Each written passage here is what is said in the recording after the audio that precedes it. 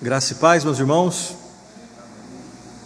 Agradeço o convite, pastor Christian, para estar aqui com os irmãos aqui em Mogi Mirim. É a primeira vez que eu estou aqui, eu não conhecia, sempre ouvi falar, né?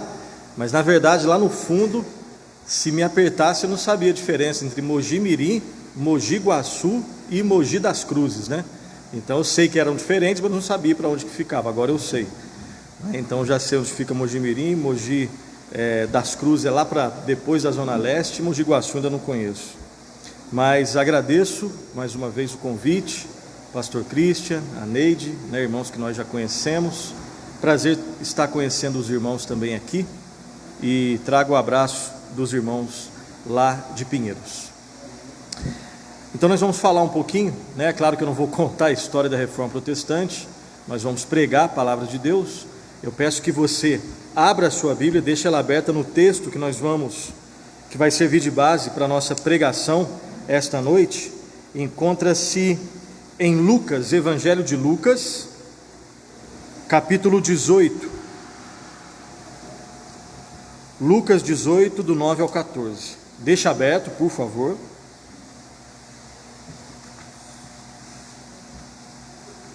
Lucas, capítulo 18, do versículo 9 ao versículo 14.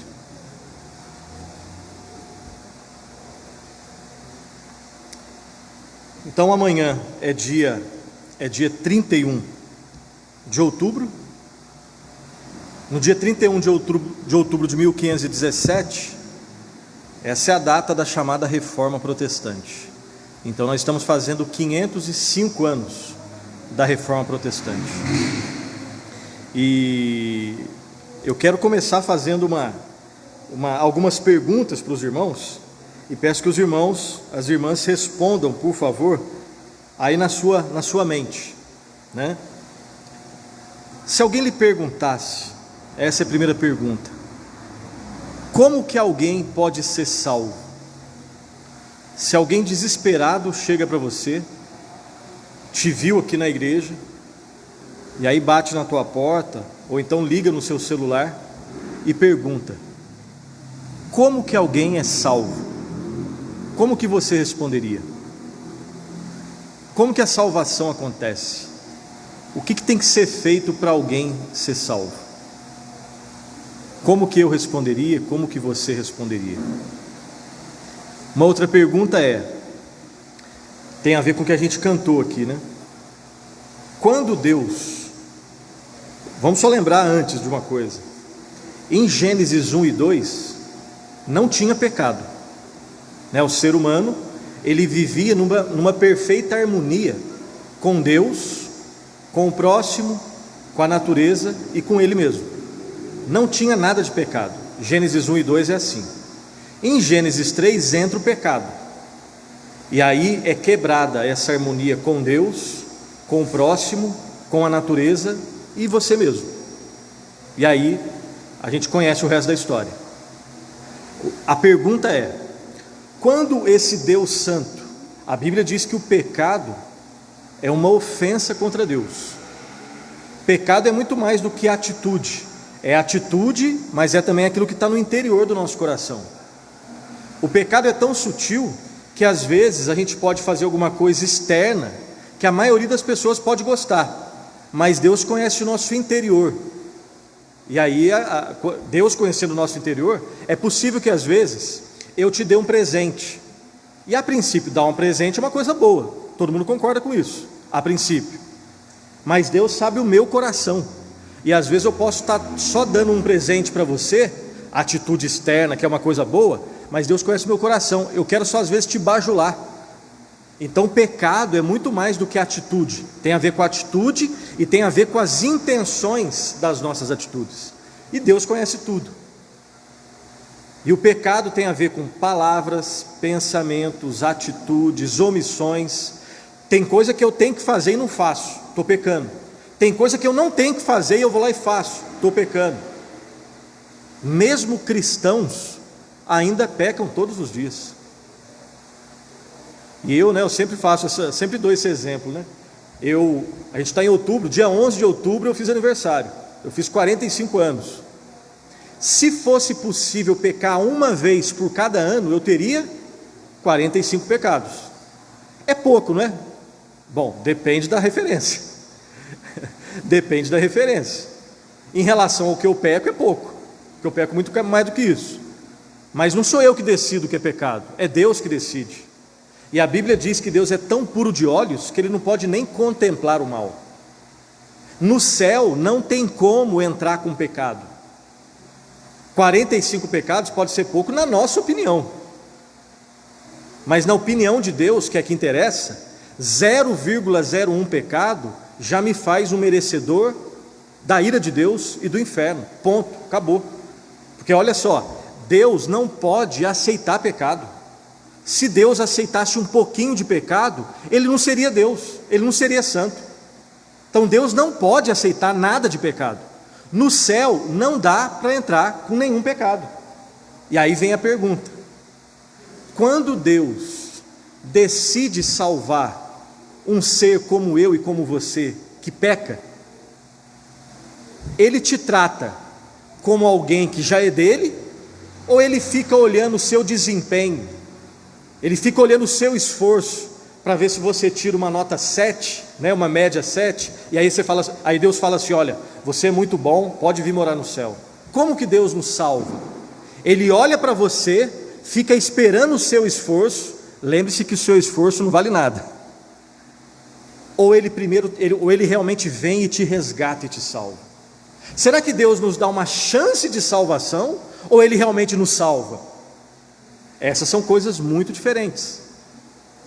E essas coisas passavam na cabeça de Martinho Lutero. Deixa a sua Bíblia aberta antes de entrar no texto, só para a gente só para a gente voltar um pouquinho no tempo. A Reforma Protestante aconteceu no século XVI. Eu vou citar às vezes alguma data aqui, não é o mais importante, tá? E nem os nomes. Preste atenção no que está acontecendo. Martinho Lutero, ele era um crente, assim vamos dizer, um crente firme. E é importante a gente entender o seguinte: se a gente fosse crente lá no século 12, 13, 14, 15, todos nós estaríamos na mesma igreja, tá? Na igreja daquela época. Martinho Lutero, ele era uma pessoa que orava, fazia jejum, fazia peregrinação ao lugar santo, mas ele tinha certeza de que nada disso limpava ele do pecado. Ele carregava com ele um peso. Martinho Lutero, ele assume isso, que quando ele lia a Bíblia, tinha uma expressão que dava pavor nele. Era a expressão justiça de Deus. Todas as vezes que ele abria a Bíblia e estava lendo, e aí topava com a expressão justiça de Deus, ele sentia medo, pavor e uma palavra pesada: ódio. Ele odiava a expressão justiça de Deus. Por quê? É porque ele tinha certeza que um Deus justo, um Deus que nunca vai justificar o inocente, ou melhor, punir o inocente e justificar quem é culpado. Deus é justo mesmo. Diferente dos juízes humanos, Ele é justo. Ele tinha certeza que esse Deus justo, quando pegasse ele, não ia ter nenhuma chance. E todas as vezes que ele lia essa expressão, justiça de Deus, ele tremia na base. Martinho Lutero tinha um senso de pecado muito grande. E naquela época, quando eu falo naquela época, eu estou falando da Idade Média. Os romanos daquela época, os católicos romanos daquela época, até hoje, eles eram ensinados que a salvação ocorria mais ou menos assim, ó: os homens são salvos pela graça e por Jesus, mas, e aí tem um mais que faz toda a diferença, mas as boas obras têm um papel fundamental na salvação. Um homem, uma mulher lá da época medieval, ele era ensinado dessa forma: a salvação é pela graça, é pela fé em Cristo, e se acabasse aí beleza, a gente concorda. Só que falava assim, ó: mas as boas obras podem te colocar na salvação ou tirar a sua salvação. Tem mais coisas que eles eram ensinados, e Martinho Lutero foi ensinado desse jeito. Martinho Lutero foi ensinado que a justificação, ela era não um ato, mas ela era um processo. Ou seja, nos seus dias bons, você acha que você está salvo. Nos seus dias maus, você acha que você está perdido. Imagina só um dia que você conseguiu se levantar de bom humor, tomou aquele banho, tomou o café, conseguiu fazer oração matinal, conseguiu até separar um tempo para ler as Escrituras. Não brigou com o marido, os filhos não responderam para você, você foi para o trabalho, fecharam você no trânsito e não passou nenhum tipo de pensamento errado. Você foi paciente no trânsito, trabalhou bem, voltou para casa de bom humor e fez o culto doméstico, e antes de dormir conseguiu fazer oração. Nesse dia, você, se pegasse um termômetro espiritual, colocasse no seu coração, falasse assim: você está salvo ou está perdido? Hoje eu estou salvo. Agora imagina só um dia, não sei se já passaram um dia assim, que você acorda de mau humor. Claro que aqui ninguém nunca acordou de mau humor, só eu, né? Mas imagina só o dia que você acordou sem aparente razão, já acordou de mau humor, já deu uma trupicada com um dedão no pé da mesa, e aí já passou, você não teve coragem de falar, mas pelo menos passou um pensamento ruim na sua cabeça. Você não orou antes de dormir, ou melhor, depois de acordar, ou se orou, foi aquela oração bem rapidinha. Até você sabe que foi uma oração assim meio mais ou menos. Não leu a Bíblia, já saiu meio que discutindo. Ninguém te fechou no trânsito, você fechou uma pessoa no trânsito, né? E já passou coisas erradas na sua cabeça, brigou com o chefe, voltou para casa, brigou com o filho. Se perguntasse para você, se colocasse um termômetro espiritual no teu coração e falasse assim: ó, se hoje você morresse, estaria na onde? No céu ou no inferno? Talvez você ficasse um pouquinho na dúvida. Por que isso às vezes acontece? Porque a gente acredita no nosso desempenho.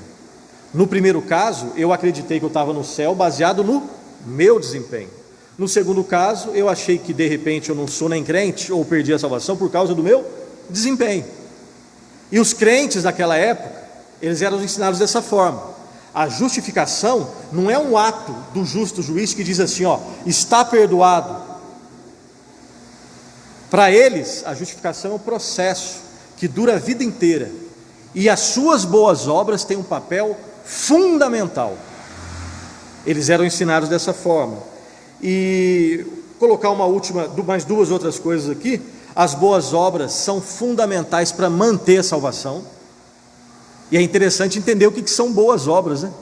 Porque a Bíblia diz que, a Bíblia nos ensina que as nossas melhores obras não passam, em termos de salvação, de trapo de imundície. Trapo de imundície. Eu posso até, imagine só um ateu, alguém que não crê em Deus, e esse ateu bilionário, ele dá $1 bilhão para as causas sociais. Do ponto de vista social, horizontal, beleza, ele fez uma coisa interessante. Agora, do ponto de vista de salvação, lixo, não vale nada. Aí você fala assim: ó, está pegando pesado. É exatamente isso. É porque se você chegar para esse bilionário ateu, que doou $1 bilhão para a causa social, e perguntar assim: olha, você fez isso para a glória de Deus? Ele vai rir de você. Ele vai falar mais ou menos assim: ó, você não entendeu que eu sou ateu? Eu nem acredito em Deus. E uma das definições de pecado é qualquer coisa que você faça que não seja para a glória de Deus.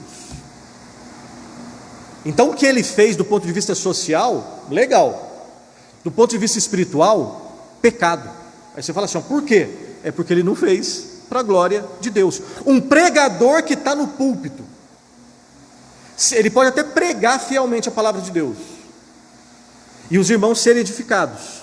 Deus é soberano, Ele trabalha em todos nós, Ele está trabalhando em todos nós.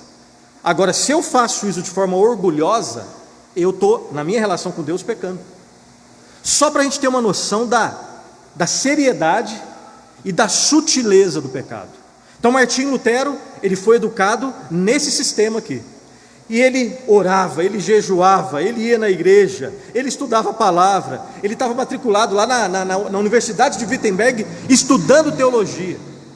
Mas nada tirava esse peso do pecado.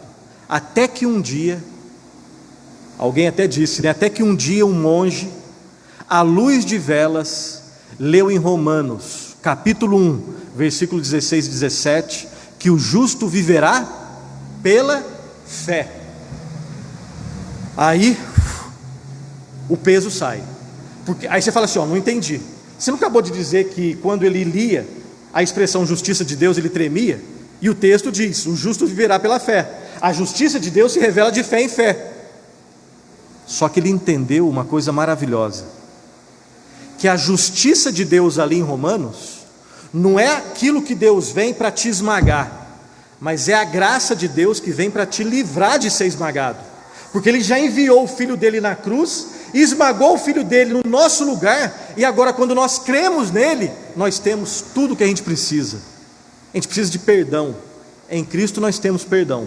Nós precisamos de graça, em Cristo nós temos graça. E quando ele lê que o justo viverá pela fé, e ele entende que o justo Deus já puniu o seu justo filho no lugar de injustos como nós, ele não vai fazer isso duas vezes. Ele fez isso de uma vez por todas, e agora nós vivemos pela fé em Cristo Jesus.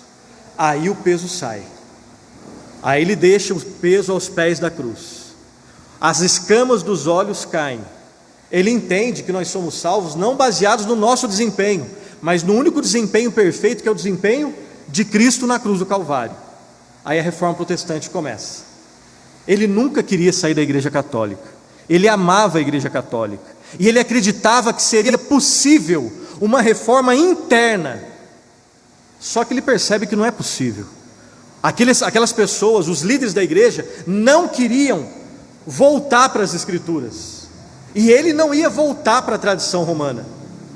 E aí, quando ele está diante de uma reunião importante, onde ele é forçado, mais ou menos acontece o que com ele? Lutero, você tem que se retratar, você tem que pedir desculpas de tudo que você está falando.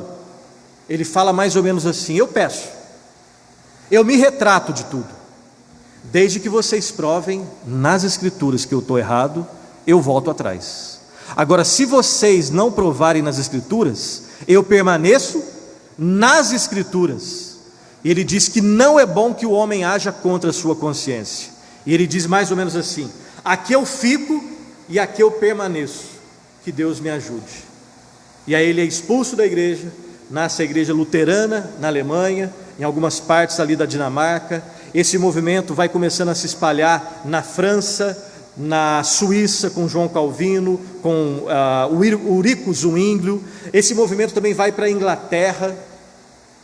Lá o povo, lá eles percebem que a reforma que foi feita na Inglaterra foi uma reforma meia boca, tinha muitas coisas do romanismo, e tem um grupo que vai ser chamado de os puritanos. Eles querem uma reforma que seja bíblica mesmo, que o culto seja um culto simples e bíblico. E nessa impossibilidade, muitas perseguições religiosas, esses ingleses fogem para as 13 colônias, que vão ser conhecidas mais à frente como os Estados Unidos da América. E aí lá no século XIX, numa aula de teologia sistemática de um professor chamado Charles Hodge, tem um aluno, tem um nome estranho, né? Ashbel Green Simonton. Ele se sente chamado para fazer missões. A princípio seria no Equador, mas ele vem para o Brasil. E aí no meio do século XIX ele vem para o Brasil, e aí estamos nós aqui. Está a igreja presbiteriana aqui de Mogi Mirim, e aí o resto é história. Mas esse movimento nasce quando as Escrituras voltam para o centro, lugar do qual ela nunca deveria ter saído. E aí tem um detalhe, e nós vamos entrar no texto agora. Existem algumas pessoas que dizem que a salvação pela graça, mediante a fé em Cristo, será que ela foi uma doutrina ensinada pelo Senhor Jesus? Ou a gente só pode encontrá-la em Paulo? Primeiro, se ela é ensinada só por Paulo, está tudo certo, porque Paulo é a Escritura. As 13 cartas que Paulo escreveu são palavras de Deus, não tem nenhum problema. Mas será que Cristo ensinou também sobre essa doutrina? E nós vamos ler o texto agora, Lucas capítulo 18, do 9 ao 14. Perceba aqui, o contexto. Você tem 2 homens dentro de um culto que fazem 2 tipos de oração diferentes. Vamos prestar atenção no conteúdo dessa oração, porque o conteúdo de cada oração vai revelar o que está no coração deles. E o final da história, desses 2 homens, só um foi salvo, só um foi justificado. Vamos ler? Eu vou fazer leitura, peço que vocês acompanhem. Lá está escrito assim: propôs também esta parábola a alguns que confiavam em si mesmos, por se considerarem justos, e desprezavam os outros. Ou seja, Jesus Cristo estava contando essa parábola para fariseus. Fariseus eram homens orgulhosos, que confiavam no seu próprio desempenho. Vamos lá, versículo 10. 2 homens subiram ao templo, com o propósito de orar, um fariseu e o outro publicano. O fariseu, posto em pé, orava de si para si mesmo, desta forma: ó Deus, graças te dou porque não sou como os demais homens, roubadores, injustos e adúlteros, nem ainda como este publicano. Jejuo 2 vezes por semana e dou o dízimo de tudo quanto ganho. Olha só, essa foi a oração do fariseu. Primeiro, ele ora não para Deus, ele ora de si para si mesmo. Então, usando um termo chique aqui, ele é autorreferente, ele tem a referência nele mesmo. A referência dele não é Deus. E ele fala dos seus feitos: eu faço isso, faço isso, faço isso, faço aquilo. Ok? E olha só, muitas coisas que ele faz são corretas, mas com a motivação errada. Dízimo é correto? Claro que é correto. Mas você pode errar na motivação? Claro que você pode. Jejum é correto? Claro que é correto. Feito da forma correta é correto. Você pode fazer jejum só para parecer mais santo que os outros? Claro que pode. Então está errado. O que está errado? Não é o jejum. Está errado é a sua atitude quando faz jejum. Vir na igreja é errado? Claro que não. Não vir é que está errado. Agora, é possível que você venha na igreja só para esbanjar a sua santidade e religiosidade? Claro que é possível, infelizmente. Então, é possível fazer coisas certas pela motivação errada. A coisa é certa, mas o teu coração, como é um coração idólatra, que não está em Deus, mas em você mesmo, na verdade você quer aparecer para as outras pessoas, e é possível que até pastores façam isso. Todos nós, ninguém está livre disso. Então olha só essa oração. Agora vamos prestar atenção na segunda oração. Versículo 13, está escrito assim: o publicano, estando em pé, longe, não ousava nem levantar os olhos ao céu, mas batia no peito dizendo, olha só a oração dele. Vamos ler todos juntos? Vamos lá? 1, 2, 3 e... ó Deus, sê propício a mim, pecador. De novo, vamos lá? Ó Deus, sê propício a mim, pecador. Essa é a oração dele. Ele está em pé, lá no fundo, ele nem ousa olhar para cima, ele bate no peito, sinal de contrição, e faz essa oração. Ó Deus, ele não ora de si para si mesmo, ele ora a Deus. Ó Deus. Detalhe, perceba que o fariseu, ele tinha falado também ó Deus, mas ele está falando ó Deus para si mesmo. O publicano não. Ó Deus, ser propício. O que é ser propício? Ser favorável. Favorece a mim, por favor, porque eu não posso dar nada para o Senhor. Não tem nada que eu faça que vai merecer o meu perdão. Então ele tem noção de pecado, ele é humilde, ele está quebrantado, e ele faz essa oração: ó Deus, ser propício a mim, pecador. Olha como é que termina essa parábola, versículo 14. Vamos ler todos juntos? 1, 2, 3 e... digo-vos que este desceu justificado para a sua casa, e não aquele, porque todo o que se exalta será humilhado, mas o que se humilha será exaltado. É simples de entender essa parábola. 2 homens, 2 orações e somente uma justificação. Mas vamos, já que eu tenho um pouquinho mais de tempo, vamos entender mais um pouco. Preste atenção no seguinte: Jesus Cristo, ele fez críticas aos fariseus, nós já vimos.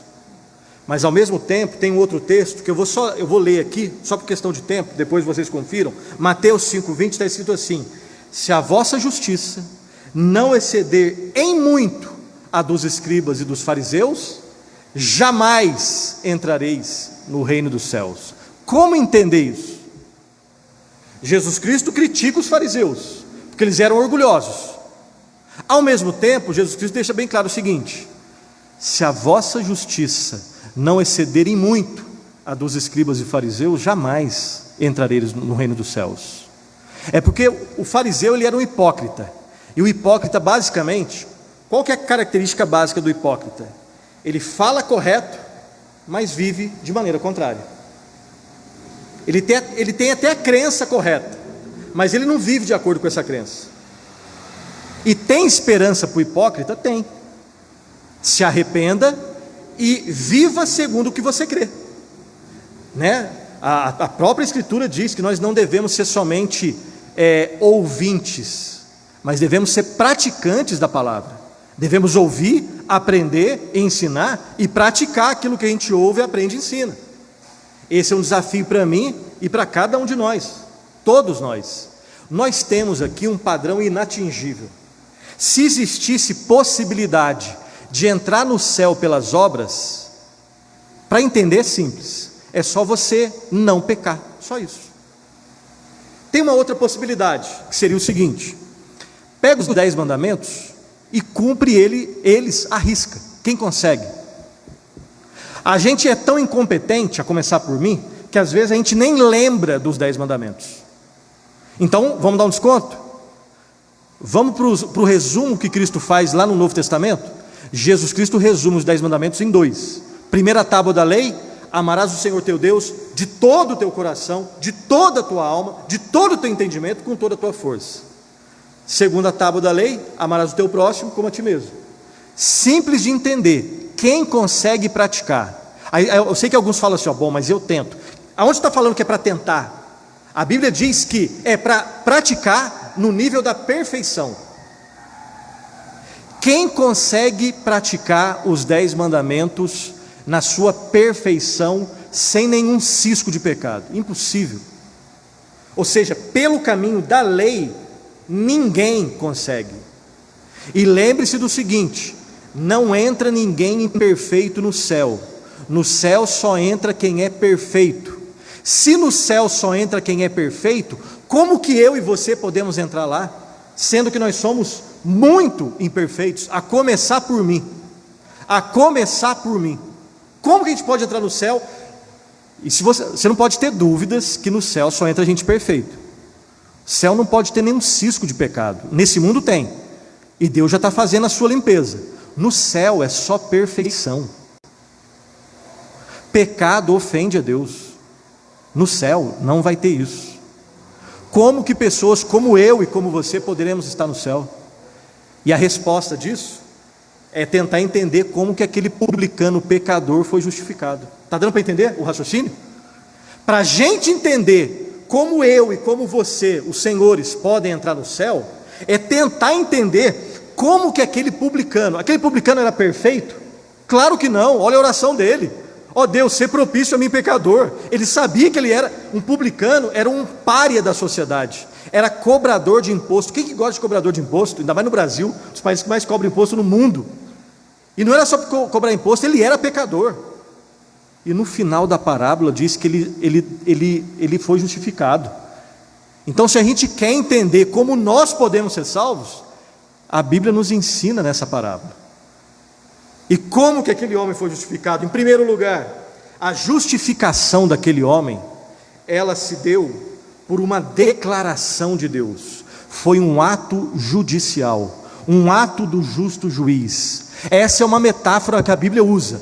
Deus é um justo juiz. Um dia todos nós, quer creia, quer não creia. O fato da gente crer não significa nada. É verdade.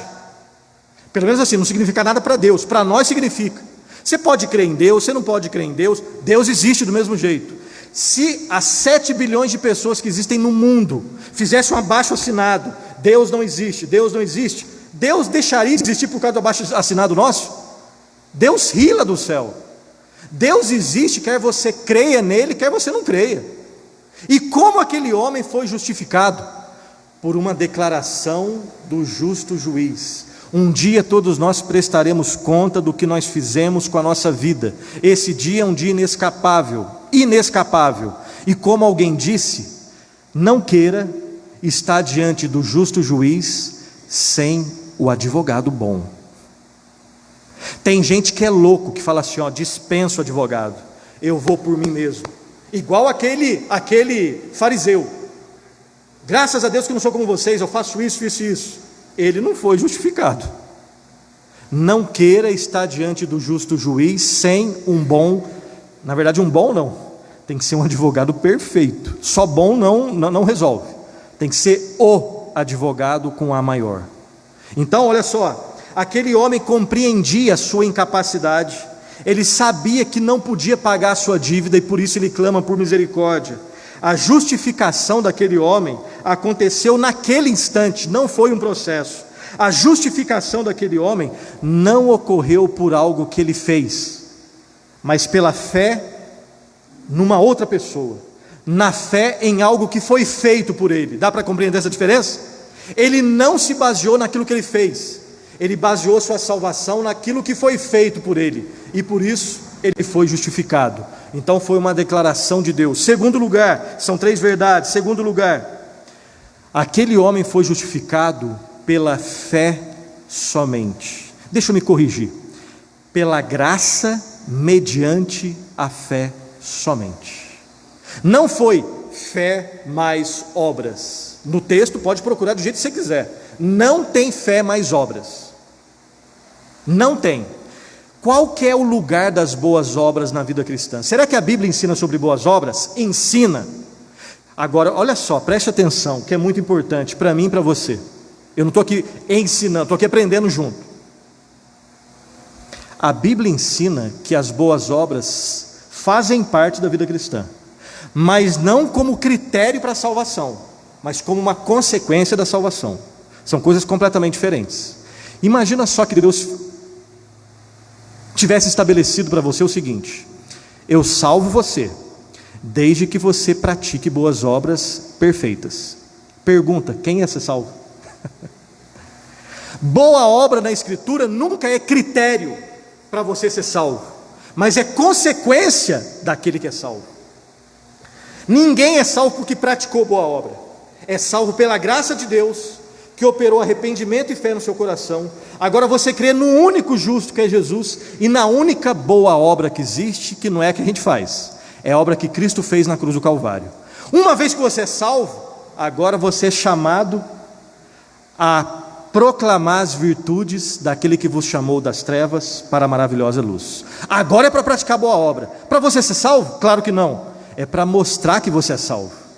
É porque Deus me salvou que agora eu quero pregar o Evangelho, eu quero colocar a mão no bolso para ajudar as pessoas, porque colocaram a mão no bolso para eu ser salvo. E o dízimo, não é que Deus precisa de dinheiro, Ele é o dono de tudo, mas a forma como eu lido com o dinheiro mostra onde está o meu coração. Homens e mulheres maduros e humildes que crescem na fé cristã, eles lidam de forma sábia com o dinheiro. Lidam de forma sábia com o dinheiro. Deus não é o dono dos 10%, Deus é o dono dos 100%. Ele pede que nós devolvamos 10% para que haja mantimento na obra de Deus. E se existem igrejas que erram nisso, elas vão prestar contas a Deus.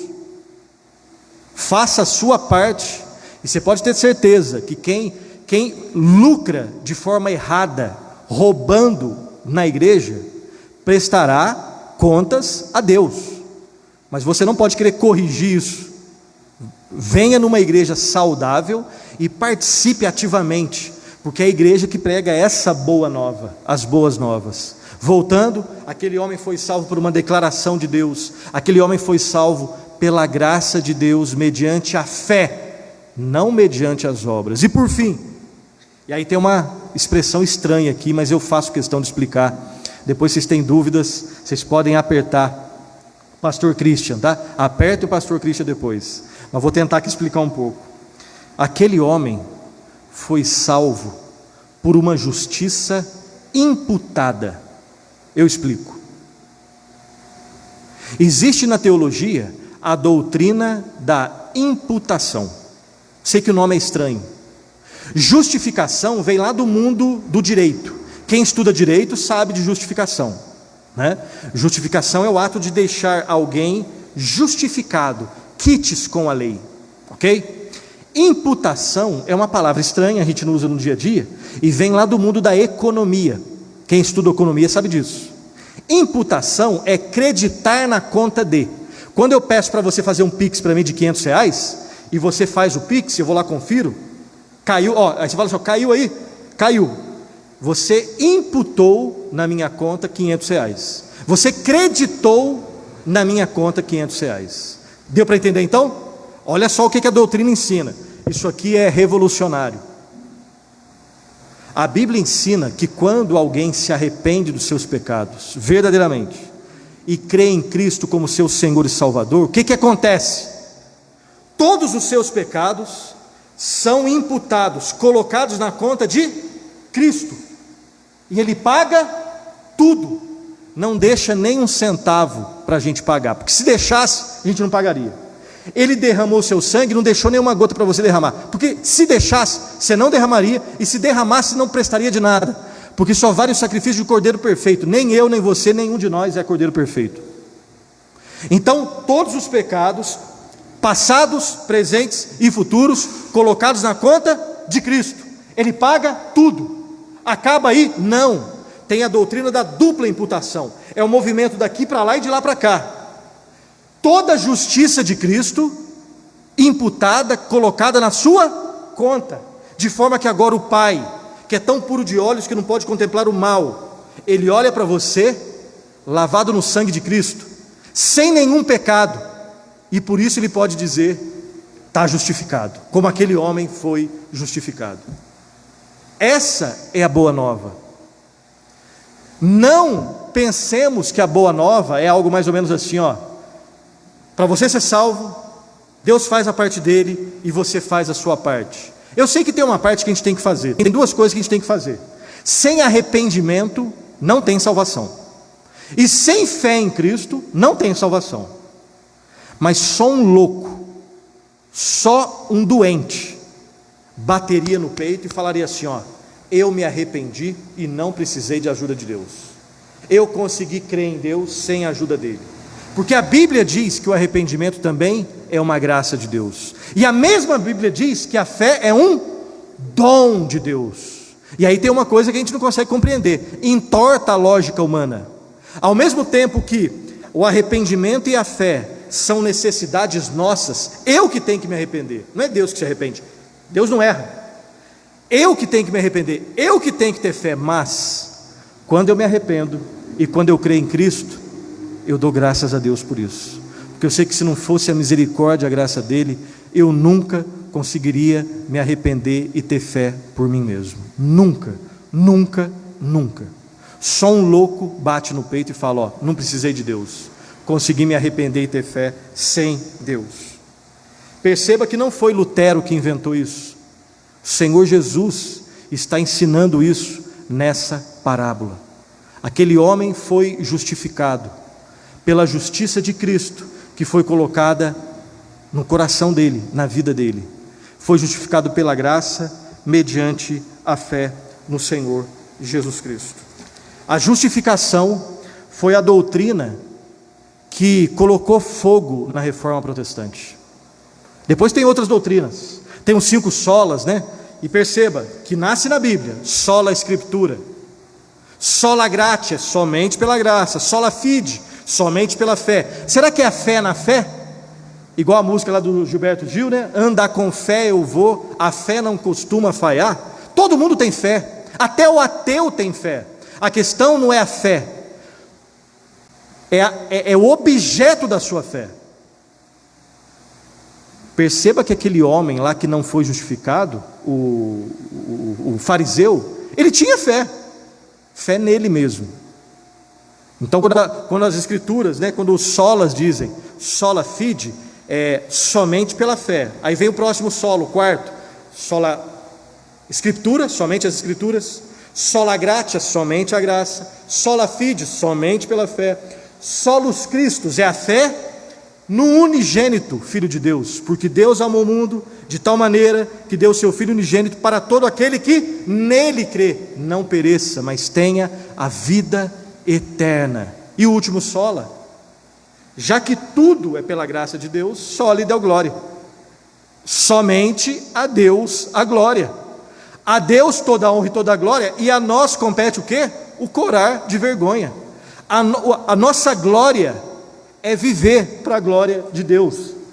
O pecado estraga isso, porque todas as vezes que eu peco, eu não vivo para a glória de Deus, mas é Deus que está fazendo essa grande obra, nos libertando, dando esperança para famílias, para igrejas, gente empregada, gente desempregada, gente que foi abandonada, gente que pecou, gente que foi desviada, enfim, para todos nós. Enquanto existe vida, em Cristo existe esperança, para todos nós. O Evangelho não é a mensagem que diz que Deus faz a parte dele e você faz a sua, porque você pode ter certeza que a parte de Deus Ele sempre vai fazer perfeitamente. Eu quero saber se eu faço a minha. Mas eu tento. Aonde que está o tentar? Deus quer que faça no nível da perfeição, ou seja, inclusive na parte que me compete, eu dependo totalmente de Deus, totalmente de Deus. A gente está terminando o ano, e eu também estou terminando a pregação. Daqui mais uns 2 meses, 2 meses a gente está terminando o ano. Eu não sei você, mas eu, lá no início do ano, eu fiz aquelas resoluções de fim de ano, resoluções, aquela coisa, não, esse ano eu vou tomar menos Coca-Cola, vou comer menos pizza, vou fazer mais exercício físico. Pergunta se eu consegui. A última semana foi até uma semana boa. Eu não tirei o açúcar, eu ainda não tenho esse nível de macheza assim de tirar, mas pelo menos de diminuir eu estou tirando. Consegui ficar uma semana sem beber refrigerante, é quase que um milagre isso, Aí eu falo, de segunda a sexta eu estou tentando não beber, sábado e domingo eu dou uma largada, como diz lá em Minas, dou uma largadinha. Mas olha só, é brincadeira, mas é sério. A gente não consegue cumprir nem aquilo que a gente estipula para nós mesmos. A gente falha nisso. Não acredite no seu desempenho, acredite no desempenho de Cristo para a salvação. E em Cristo, aí sim, se esforce. Para quê? Para ser salvo? Não, você já foi salvo, se for o caso. Acredite no desempenho de Cristo. Uma vez fazendo parte do povo de Deus, aí a Bíblia diz que no Senhor nosso trabalho não é em vão, que nós devemos fazer. A turma cantando aí, graças a Deus cantando, caprichado, é isso aí. Pessoas para tocar, a turma do som, os irmãos, aqui que faz o pão, a turma fazendo o pãozinho gostoso, que eu imagino que é gostoso, mas não me deram ainda, espero depois que me dê. Para que Mogi Mirim cada vez conheça, para que essa igreja seja um farol do Evangelho. Gente gastando a sua vida, o intelecto, o físico, o emocional. Às vezes vocês vão se esbarrar, às vezes vocês vão ter umas confusões aí, mas o povo de Deus é o único povo que pode, às vezes, ter umas brigas, infelizmente, pedir perdão, conceder perdão e seguir a caminhada. É assim em Mogi Mirim, é assim lá na minha Itajubá, é assim em São Paulo, é assim em qualquer lugar do mundo. Não desanimem, continuemos firmes. Eu termino com a seguinte história. Imagine que o pastor Christian, ele me deu uma carona até um determinado lugar, e no meio de um farol, o carro para, vem um assaltante, e ele, por um motivo, não sei porquê, ele não bate em mim, ele começa a bater no pastor Christian. Eu tento separar, eu tento tirar, aí ele bate em mim também, bate no Christian, mas o pastor Christian fica assim, muito mal, quase morre. Vai para o hospital, faz o tratamento, graças a Deus fica com vida. E aí esse marginal, ele é pego e vai ter que ir para o tribunal. Estamos lá no tribunal. Tem um juiz, tem o pastor Christian, seu advogado, e a igreja, orando por ele. Do outro lado, o criminoso, seu advogado, e um ou outro gato pingado também, torcendo por ele. Começa o júri. O juiz dá início, passa a palavra para o advogado do criminoso. O criminoso levanta e pega o microfone e diz: olha, eu fiz isso mesmo, estava num dia ruim, e não sei te explicar porque que eu fiz isso, e eu me arrependo e peço perdão. Aí o juiz, ele faz o seguinte, preste atenção: você está arrependido? Está arrependido mesmo? Estou.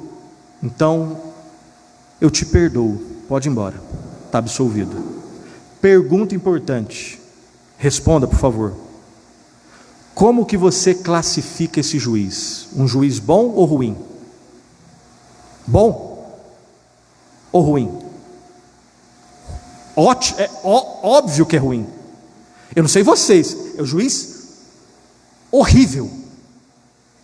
Pergunta: por quê? Tem que ter uma resposta. Por quê?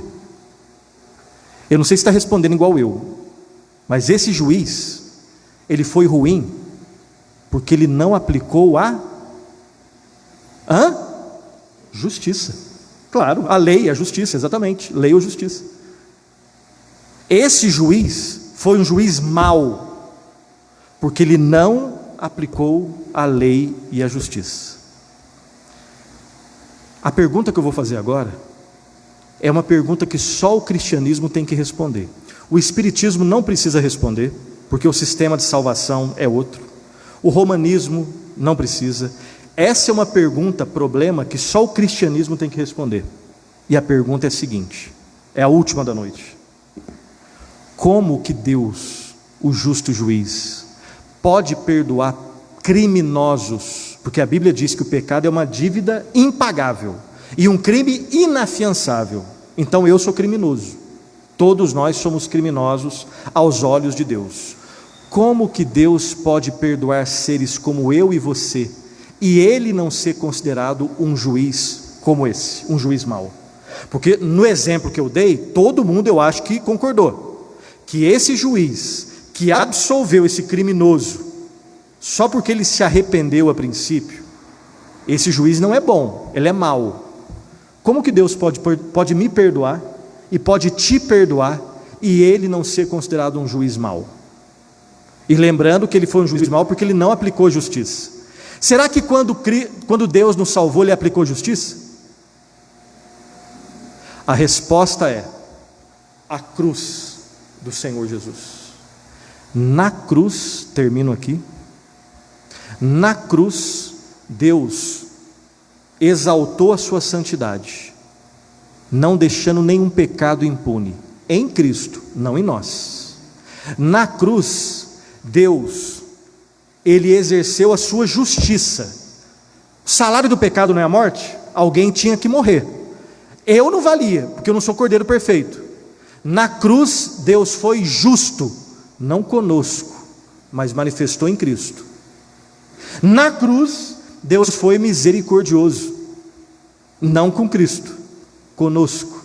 E na cruz, Deus foi gracioso, não com Cristo, mas conosco. É por isso que Paulo diz que Deus pode ser justo e justificador daquele que tem fé em Jesus Cristo. Na cruz, Deus não mudou as regras. Na cruz, Deus, ele não negociou nenhum dos seus atributos. Ele manifestou santidade, ele manifestou justiça, ele manifestou misericórdia, ele manifestou graça, tudo na cruz.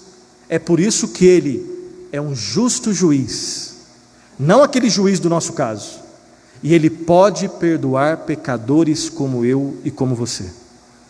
Esse é o Evangelho, a boa nova que diz que nós temos salvação, existe esperança pela graça de Deus, mediante arrependimento e fé na única pessoa salvadora, que é Jesus Cristo, e na única obra redentora, que é a obra de Cristo na cruz do Calvário, sua morte, sua ressurreição.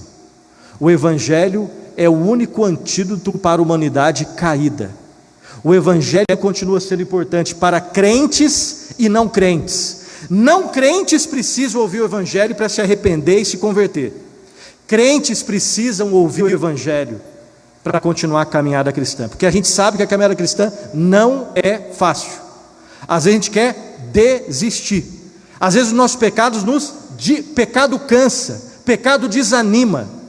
Às vezes a gente não quer vir na igreja. Ouça a voz do Evangelho. A gente vem não porque a gente é digno, mas a gente descansa no único digno que existe, que é o Senhor Jesus Cristo. Lutero dizia que uma igreja fica em pé ou cai segundo a sua compreensão da doutrina da justificação pela graça mediante a fé. Que essa igreja continue proclamando o genuíno Evangelho, que é a única mensagem que traz salvação e santificação. Salvação para os perdidos e santificação para os crentes. Que Deus abençoe ricamente a cada um dos irmãos. Feche seus olhos, vamos orar. Tem misericórdia de nós, ó Senhor, Deus justo e santo, Deus de misericórdia e graça. Tem misericórdia, ó Deus, de nós. Livra-nos do mal, sonda os nossos corações, prova os nossos pensamentos, vê se há algum caminho mau e guia-nos pelo caminho eterno. Purifica-nos com ensopo e ficaremos limpos, lava-nos e ficaremos mais alvos que a neve. Cria em nós, ó Deus, um coração puro, renova dentro de nós um espírito inabalável. Perdoa-nos, tem misericórdia, ó Santo Deus, de nós. Molda os nossos corações, ó Pai, inclina os nossos corações aos teus testemunhos e não à cobiça. Desvia os nossos olhos para que não contemplem a vaidade, mas vivifica-nos no teu caminho, ó Deus. Guarda, ó Pai, essa igreja, os irmãos, as irmãs aqui, as famílias aqui representadas, ó Pai, os nossos parentes que ainda não conhecem o Senhor, os vizinhos que não conhecem o Senhor, ó Pai. Desperta, ó Pai, as nossas vidas. Que a nossa confiança esteja no teu desempenho e não no nosso desempenho. Perdoa-nos, ó Pai, purifica-nos e transforma-nos para a tua glória, que a nossa alegria esteja no Senhor. Essa é a nossa oração em nome de Jesus. Amém. Que Deus abençoe.